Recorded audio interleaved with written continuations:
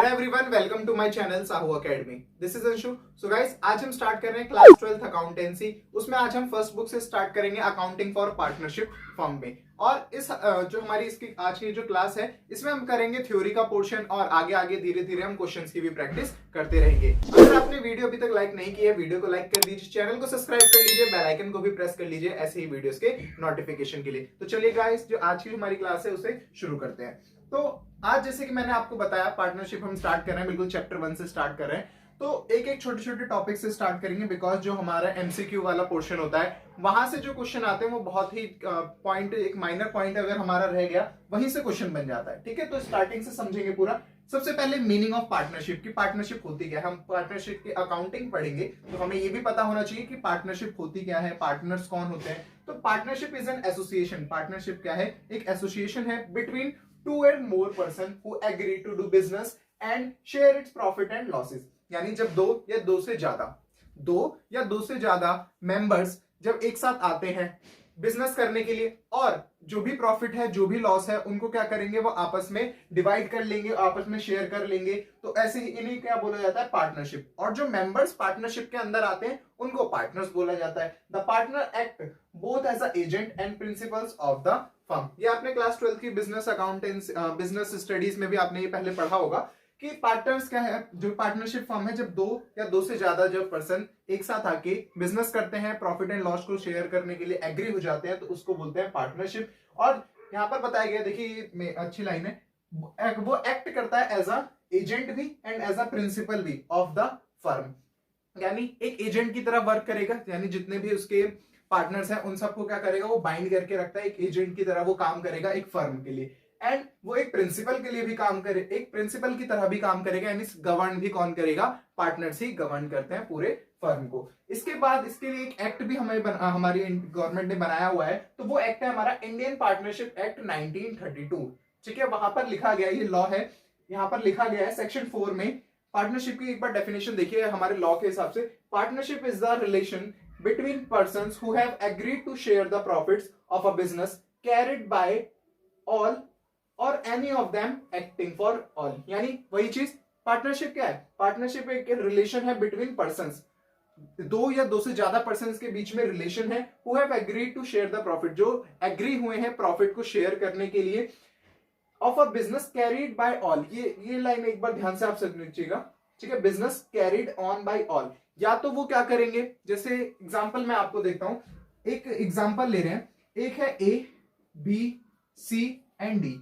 ये चार जो है दोस्त हैं आपस में, वो क्या कर रहे हैं? पार्टनरशिप स्टार्ट कर रहे हैं, एक बिजनेस स्टार्ट कर रहे हैं। चारों उसमें पार्टनर हैं, चारों उसमें पार्टनर हैं। वो बिजनेस स्टार्ट कर रहे हैं दिल्ली में। अब जो ए है वो दिल्ली में रहता है, जो बी है वो भी दिल्ली में रहता है, जो सी है वो दिल्ली की जगह मेरठ में रहता है। ठीक है, और ये रहता है नोएडा में। ठीक है, ये मैं आपको एग्जांपल देता हूं। ठीक है, अब ए और बी तो क्या कर रहे हैं, दिल्ली में हमने क्या करी, कंपनी ओपन कर ली। तो ए और बी जो है वो अब क्या हो गए, दिल्ली में है। इसका मतलब क्या है, वो ही क्या कर पाएंगे, बिजनेस को पूरा एक तरीके से गवर्न कर पाएंगे, चला पाएंगे। ठीक है, यानी यही चीज है कैरिड ऑन बाय ऑल। या तो वो चारों के चारों वहां पर काम करें, या फिर ऐसा जरूरी नहीं है वो चारों के चारों वहां काम करें। पार्टनरशिप में है, अच्छी बात है, but any of them acting for all. यानी कोई एक जना भी क्या कर सकता है, पूरे वर्क को संभाल सकता है। जैसे A B C D example लिया, तो फॉर एग्जांपल ए जो है वो ही क्या कर रहा है, पार्टनरशिप को संभाल रहा है। तो इसके लिए उसको अलग से क्या है, सैलरी मिलती है या रिमनरेशन मिलता है, वो चीज अलग है। बट ऐसा जरूरी नहीं है कि अगर बिजनेस में 5 पार्टनर हैं तो पांचों के पांचों वहां पर काम करेंगे, ऐसा जरूरी नहीं है। वही लाइन लिखी हुई, carried on by all or any of them acting for all. चलिए अब इसके फीचर्स एक बार देख लेते हैं। ठीक है, यहां तक आपको समझ आएगा कि ये हमारा मीनिंग था। इसके बाद देख लेते हैं फीचर्स में। देखिए सबसे पहला जो हमारा फीचर आता है, पार्टनरशिप का फीचर हम पढ़ रहे हैं कि पार्टनरशिप की क्या क्या कैरेक्टरिस्टिक्स हैं या फीचर्स आप इन्हें बोल सकते हो। फर्स्ट है हमारा टू और मोर पर्सन। जैसे कि मैंने आपको डेफिनेशन में भी बताया, क्या है, एक पार्टनरशिप एसोसिएशन है बिटवीन टू और मोर पर्सन। यानी एटलीस्ट हमारे 2 पर्सन होने चाहिए पार्टनरशिप में आने के लिए। हमें 2 पर्सन होने चाहिए एटलीस्ट, या बोला जाए मिनिमम 2 पर्सन होना चाहिए। मैक्सिमम की अगर मैं बात करूं तो मैक्सिमम की सेंट्रल गवर्नमेंट के हिसाब से बताया जाता है कि अब मैक्सिमम जो है लिमिट वो सिर्फ 50 मेंबर्स तक की है। यानी पार्टनरशिप फर्म में मैक्सिमम हमारे पास 50 जो है मेंबर्स हो सकते हैं या 50 जो हमारे पार्टनर्स हो सकते हैं। ठीक है, ये आपको ध्यान रखना है।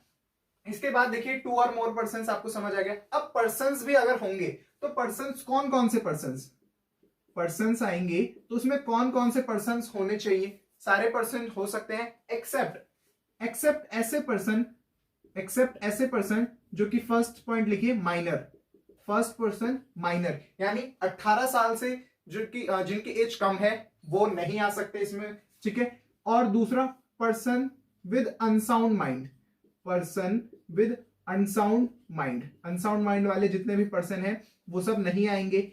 इसके बाद third person disqualified by law, person disqualified by law, यानी कानून ने उसे डिस्क्वालीफाई कर रखा है या उन्होंने कोई क्राइम कर रखा है, तो ऐसे भी जने क्या है वो पार्टनरशिप फॉर्म में नहीं आ पाते। तो ये क्वेश्चन आ जाता है, ठीक है, 1 मार्क्स में आ सकता है कि ऐसे कौन कौन से पर्सन है जो कि पार्टनरशिप फॉर्म में नहीं आ सकते, यानी वो पार्टनरशिप में नहीं आ सकते। तो सबसे पहला माइनर यानी जिसकी एज 18 साल से कम हो। ठीक है, जिसकी एज जो है वो 18 साल से कम हो, वो सब क्या होंगे हमारे, वो भी हमें नहीं लेना है इसका मतलब। इसके बाद person with unsound mind, person with unsound mind का मतलब क्या है कि ऐसे पर्सन जो अनसाउंड माइंडेड है, ठीक है, थोड़ा बोल दिया जाता है दिमागी खराबी है, ठीक है, तो इसे बोल सकते हो वो हमारा पर्सन अनसाउंड माइंड हो गया। इसके बाद पर्सन डिस्क्वालीफाइड बाय लॉ, यानी कानून ने उन्हें डिस्क्वालीफाई कर रखा है, तो ऐसे पर्सन भी क्या है पार्टनरशिप फॉर्म में नहीं आ सकते। तो ये सारी चीजें आपको किसमें लिखने, इस वाले ऑप्शन में। ठीक है, फर्स्ट वाले ऑप्शन में ही आपको लिखना है 2 और मोर पर्सन। सबसे पहले आप इसमें ये बता देंगे कि एटलीस्ट 2 होने चाहिए और मैक्सिमम 50 होने चाहिए अकॉर्डिंग टू सेंट्रल गवर्नमेंट। इसके बाद पर्संस जो है वो कौन कौन से पर्संस होने चाहिए, all the persons except minor, person with unsound mind and person disqualified by law. तो यहां से हमारा फर्स्ट जो कैरेक्टरिस्टिक है वो खत्म हो जाता है। इसके बाद आ जाता है सेकंड एग्रीमेंट पे। पार्टनरशिप क्या है, एक एग्रीमेंट है। पार्टनरशिप एग्रीमेंट है बिटवीन पार्टनर्स, बिटवीन मेंबर्स, और ये एग्रीमेंट जो है वो रिटर्न भी हो सकता है और ओरल भी चलेगा।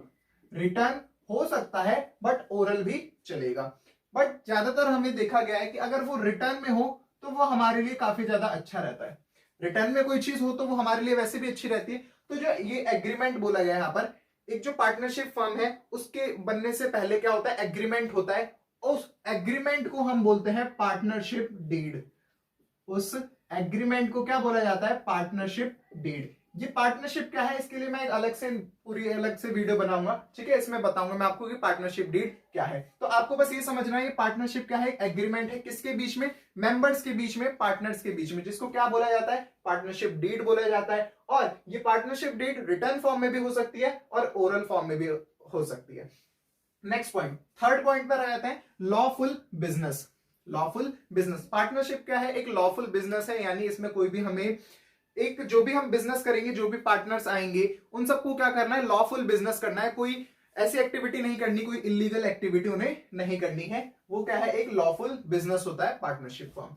इसके बाद आते हैं प्रॉफिट शेयरिंग। प्रॉफिट शेयरिंग, ये सब जितने भी कैरेक्टरिस्टिक्स है ये सब मैंने आपको अभी जो डेफिनेशन बताई थी उसमें कवर हो गया था। ये देखिए प्रॉफिट शेयरिंग का मतलब क्या है, अगर बिजनेस को प्रॉफिट होता है तो वो भी वो शेयर करेंगे अकॉर्डिंग टू देयर डीड। जो भी उनकी डीड में लिखा होगा, जो भी उन्होंने एग्रीमेंट में बनाया होगा कि इतने इतने रेशियो में हम प्रॉफिट बांटेंगे या इतने इतने रेशियो में हम लॉस बांटेंगे, तो वहां पर वो चीज आएगी। ठीक है, तो प्रॉफिट शेयरिंग का मतलब ये है जो भी प्रॉफिट होता है, जो भी लॉस होता है, वो पार्टनर्स को आपस में बांटना होगा।